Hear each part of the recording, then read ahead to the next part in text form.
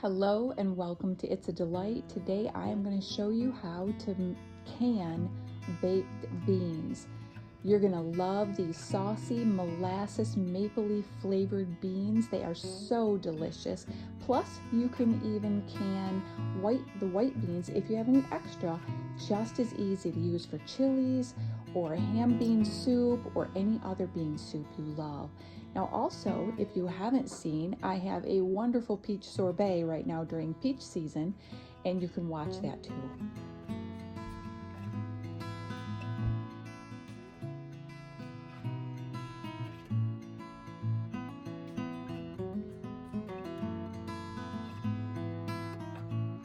Also, a little tip here, I always get at least 2 extra jars cleaned and ready whenever I'm canning. You can use any white bean here, but I only use the white navy beans. They're a little smaller, so they're the perfect size and they're the perfect softness. Not too firm, not too mushy. I've tried several kinds of beans in the past. The great northern white beans here, pinto, cannellini, borlotti, but they're larger and they're too firm for us. Even after 65 minutes in the canner, they're just too firm. It's the same way if I don't soak my beans ahead, then again, they're just too firm for us. I want to heat and eat ours just like a can of Bush's baked beans. So you can see below for my brand of beans in the full recipe. I use about 4 3/4 cups of dry beans and 1 teaspoon of soda. And the soda tip here is it helps with gas and bloating and digestion. So just another good reason why your home canned beans will be healthier. So we're just going to cover our beans with plenty of water and they're going to soak it up. Use stainless steel or glass, don't use plastic, and then just cover them with a lid or a towel just to keep the dust out. We're going to soak them for 12 hours or overnight. I like to start my soak time about 8 p.m. in the evening, and then by 8 a.m. the next morning, they're ready to can.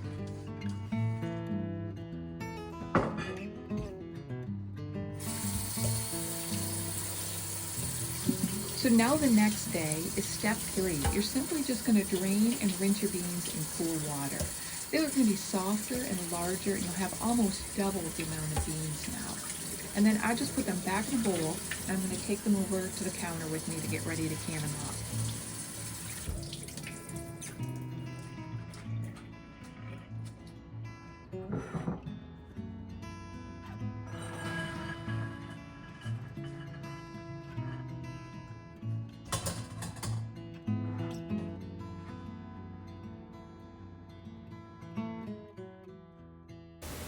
So next, I simply get my jars heated up. I like to always can and put my ingredients into a hot jar. I feel like you get a better seal. I just feel like it's much wiser for canning. So we're using a pressure canner, and I'm just going to fill my jars up with the water. Then I'm going to put a couple quarts of water in my canner as well. We don't fill this canner, just use whatever your pressure canner requires. And I am using wide mouth pints is my favorite. You'll see I have some regular mouth and some wide mouth in today because that's just what fit in my pot. And that's okay. You can use either mouth of jar that you have. Okay, so next we're going to do the very same thing for my lids and my rings. I'm going to fill a pan of water. And I put my lid inside my ring. It makes it much easier to just grab that with a little pair of tongs. And I'm just going to put these in. I'm just going to get them hot, really steamy hot. I don't need to boil them, but I want to get that little rubber on the lid a little soft. And so that is my preference. It just gives me a very good seal, and that is what we want. A good seal and a high rate of all of our jars sealing.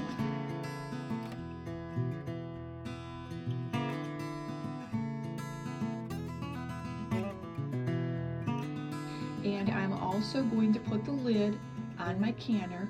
We're not going to lock the lid at this point. We don't want to do that. I'm just going to set the lid on just to keep the heat in. That's all.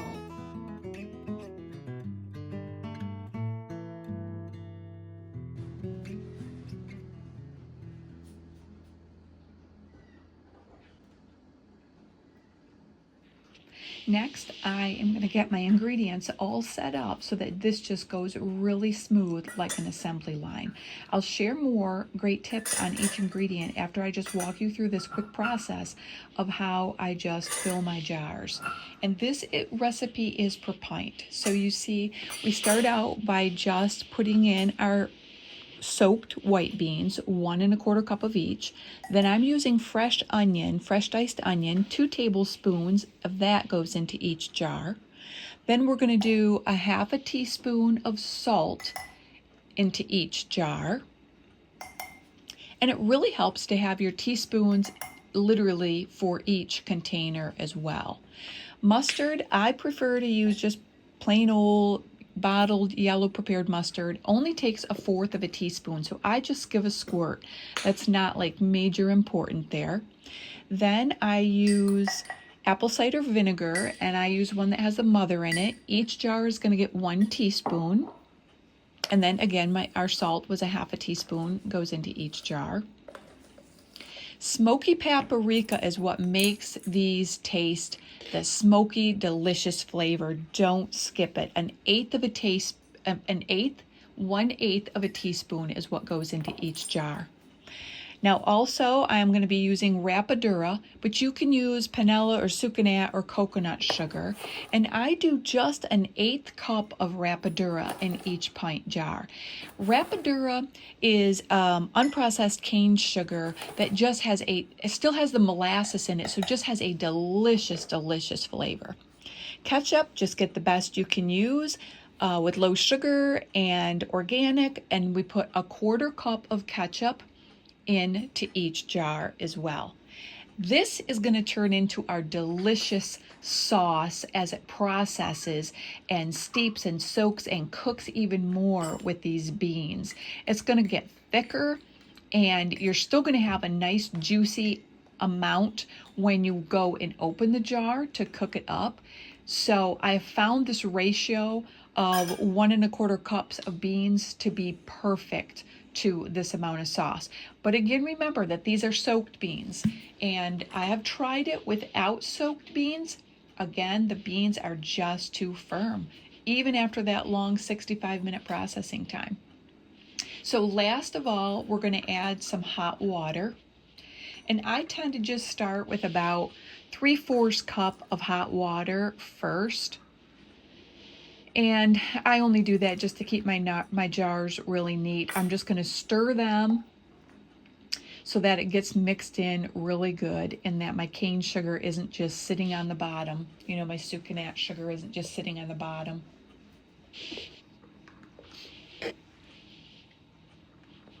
And I just use a spatula to stir my jars and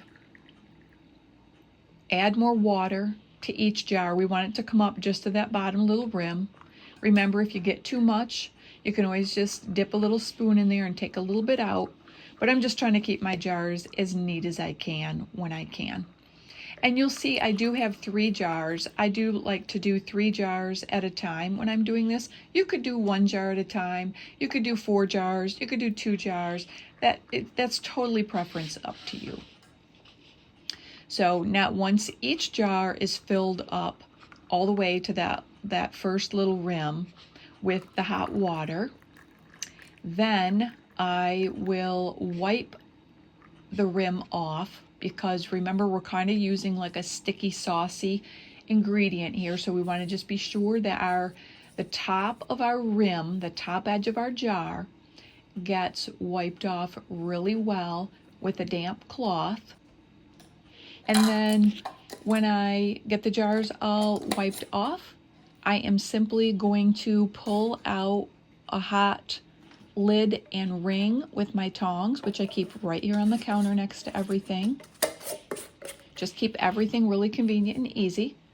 We're going to put that on each jar, and we're just going to twist that on finger tight, not over tight at all. It's not necessary. And that's how easy these canned baked beans are. So now we're simply going to put these into the pressure canner. And of course, always use your jar lifters. I cannot imagine trying to can without jar lifters. They just keep the whole process neat and safe.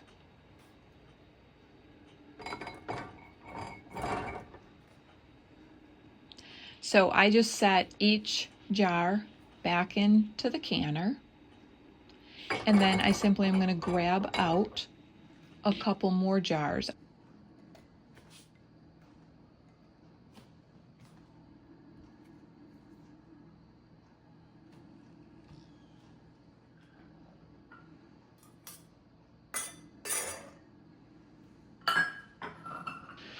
So then I simply get my next jars set out and fill them again the same way with the beans and each of the other ingredients.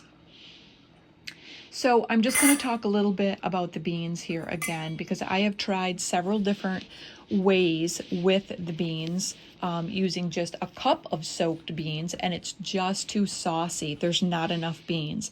I tried a cup and a third of soaked beans, and that just got way too thick per pint, and there wasn't enough sauce. And so I have found that the 1 1/4 cup per jar is really perfect. It's good, soft, and yet nice and saucy. So you can play with your bean amount, but again, I feel like I have really perfected this recipe so well. My husband loves Bush's baked beans, so that I had a high bar there. And he said these passed the test, and I tried dozens of different kinds of beans and dozens of ratios and soaked and unsoaked, and this is our perfect recipe, and I've been making these for several years now. You can also make these in like a 24-ounce jar, and I have an exact recipe for that ratio that we think is exact and perfect. You can see that down below if you wanted a jar that was a little bit bigger. But I've really found this pint for us has worked well, and I know many people do it in quarts, and that is definitely an option too. So I do want to go back to the smoked paprika. You just seen me add that in. The smoked paprika, again, is something we just love, that smoky barbecue flavor, and that's what that gives these beans, kind of that smoke flavoring without having to use a fake smoke flavoring. So you're gonna love that smoked paprika. It's just a small amount, but it just really makes them over the top. And then again, the maple syrup, you could leave it out if you wanted, and you could just use all rapadura sugar or coconut sugar, whatever your sugar of choice is that you want. But I feel that that little 1 tablespoon of maple syrup in each jar, it just gives it that mapley, molassesy flavor, which is just so delicious.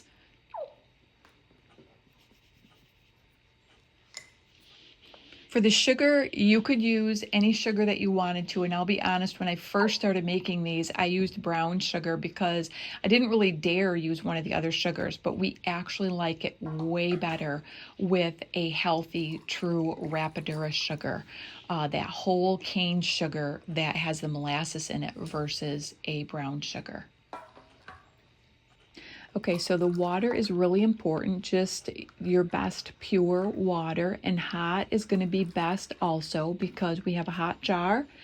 And so we're going to add hot water. We're going to put on that hot lid and ring, and that just is going to give us the highest level of the best opportunity to get the best seal. How's that? I don't know how to say that any better, but I feel that that just almost guarantees me. I mean, nothing's guaranteed 100%, but boy, that gives me a 99% chance that my seal is going to be firm, strong, perfect, and I'm going to have an excellent seal on there, and that all my jars will seal.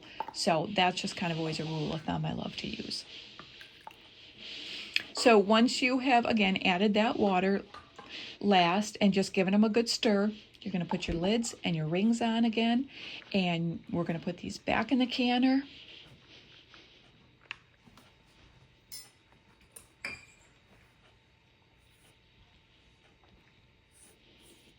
And when our canner is full, then we are going to go to the next step.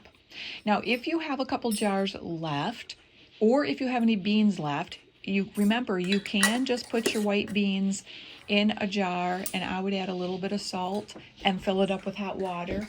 And you could just can them plain without the sauce if you ran out of ingredients or something like that. I just want you to know that's always an option to do. Sometimes I just do some canned beans plain just so I can add them to chili or make a really easy ham and bean soup when I have extra ham left over at Christmas and the holidays and stuff. I love to have some white beans on the shelf for a quick soup like that.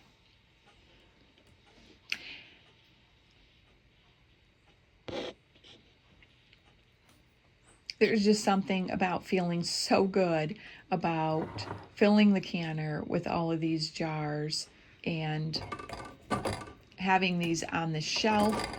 I love to have them all spring, all summer, all winter. We really love canned baked beans.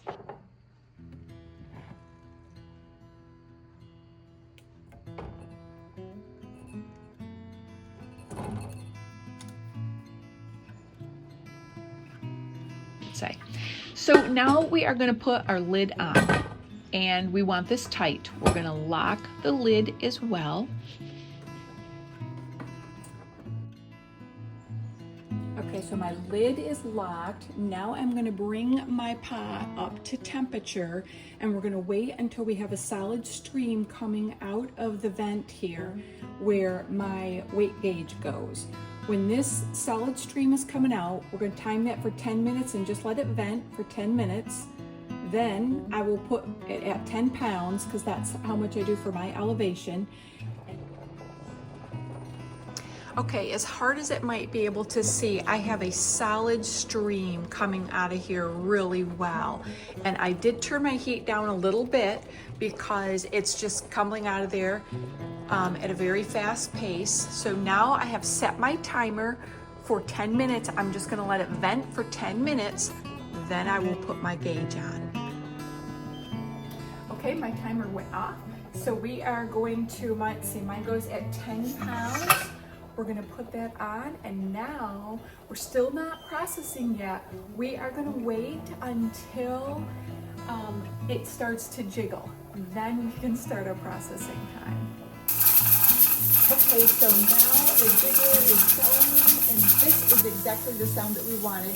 You're gonna hear it here in a few minutes. I want to hear my jiggler go once about every 10 to 15 seconds. So to me, that's like about 4 times a minute, maybe a little bit more, but the safety rule for my mirror canner is 4 times a minute, so 4 to 5 times a minute. So I always think like once every 10 to 15 seconds is what I should be hearing. I have continued to kind of turn my heat down to keep that jiggler so that it is going nicely and it's not just jiggling away like crazy. 55 minutes. We won't take the jiggler off. All we'll do is turn the heat off. That's all we're going to do when the timer is up, okay?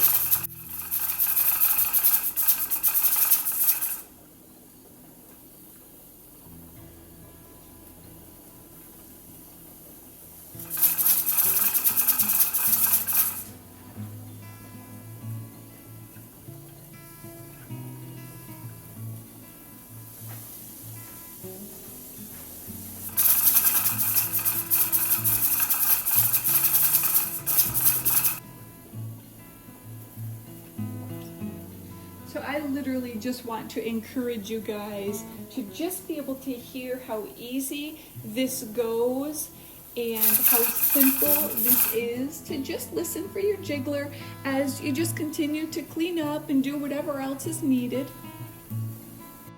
Okay, so now we've turned our heat off because our timer has gone off. And we are just gonna let our pan just sit. I'm not gonna move it to the back burner. I'm not gonna do anything with it. I'm just gonna let it sit here. We definitely don't wanna open it, and we don't wanna take our weight gauge off. If I bump my weight gauge, it's going to hiss and make all kinds of noise. That is the signal that tells me it is not ready to open. I have to wait until I can remove this with absolutely no noise. It's gonna be very hot, so even when I test it, see, just to touch it, and it's making noise. So we're just gonna let our pot cool down for about 30 minutes. Okay, it has been about a half an hour. I have come back to check it. I can see already, I can just spin it. There's no sound. It's hot, very hot though. I'm gonna grab a hold of it, lift it off very gently. There's absolutely no noise. So this tells me once I can take my weight off, this tells me that my pot is ready to be safely opened. I'm always going to turn the pot for me to let that steam go away from me. And now we're just going to give these about 2 or 3 minutes, and then we will lift them out. When I take my jars out, I just sit them on a cloth covered tray, and that just makes it really easy if I do need to move them, because we don't want to jostle our jars. We want our jars to just sit on a cloth or a tray on the counter for 24 hours, a good 24 hours. And we're not gonna do anything with the lids, the rings, nothing at this point. We're just gonna let our jars sit for 24 hours. And these turned out just perfect. They are bubbly, hot inside. And I know it appears at first that there's too much liquid, but when you open the can, it all blends in and stirs together and is just perfect. It just gives you that nice amount of liquid to heat it all up with. So trust me, they are going to be absolutely delicious. And this does give a nice, you should get 9 or 10 pint jars. So I really love this size, is perfect for a full kettle. You should also hear the lids just kind of giving that ping, that little music to your ears. So that tells you that that seal sucked down and sealed. And I'm often counting my, we call the pings as they go off to be sure that they all sealed. So then we're going, like I said, we're going to let them sit 24 hours. The next morning, we are going to check our seals, and we're going to take the rings off, and then we can label them and put a date on them, and they are ready for the pantry shelf. I hope you enjoyed today's video. If you would love to get more canning videos, be sure to hit subscribe. Check out all the extra notes for you in the descriptions, and I'll see you in the next video.